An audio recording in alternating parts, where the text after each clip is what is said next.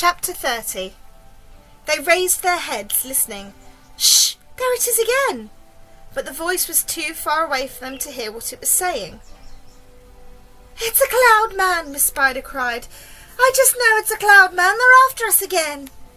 It came from above, the earthworm said, and automatically everybody looked upwards. Everybody except the centipede, who couldn't move. Ouch, they said. Help, mercy! We're going to catch it this time.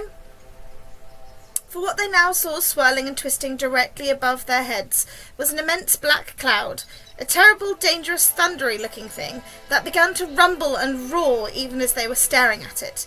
And then, from high up the top of the cloud, a faraway voice came down from them once again, this time very loud and clear.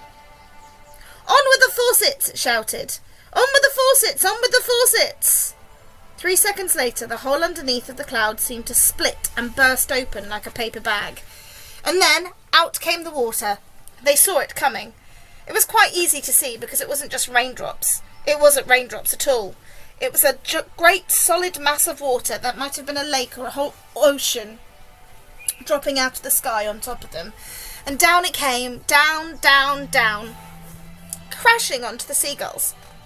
And then onto the peach itself, while the poor travellers shrieked with fear and groped around frantically for something to catch hold of. The peach stem, the silk strings, anything they could find. And all the time the water came pouring and roaring down upon them, bouncing and smashing and sloshing and splashing and swashing and swirling and surging and whirling and gurgling and gushing and rushing and rushing. And it was like being pinned down underneath the biggest waterfall in the world, not being able to get out. They couldn't speak. They couldn't see, they couldn't breathe, and James Henry Trotter, holding on madly to one of the silk strings above the peach stem, told himself that this must surely be the end of everything at last. But then, just as suddenly as it had started, the deluge stopped. They were out of it, and it was over. The wonderful seagulls had flown right through it, and they'd come out safely on the other side. Once again the giant peach was sailing peacefully through the mysterious moonlit sky. I'm drowned, gasped the old green grasshopper, spitting out water by the pint. It's gone right through my skin, the earthworm groaned. I always thought my skin was waterproof, but it isn't, and now I'm full of rain. Look at me, shouted the centipede excitedly. It washed me clean, the paint's all gone. I can move again.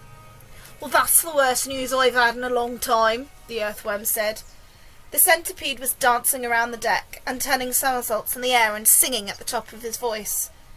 Oh, hooray for the storm and the rain! I can move, I don't feel any pain. And now I'm a pest, the biggest and the best, the most marvellous pest once again. Oh, do shut up, the old green grasshopper said. Look at me, cried the old centipede. Look at me, I am freed, I am freed. Not a scratch or a bruise nor a bleed. To his grave this fine gent they all thought they had sent, and I very near went, oh, I very near went, but they sent quite the wrong centipede.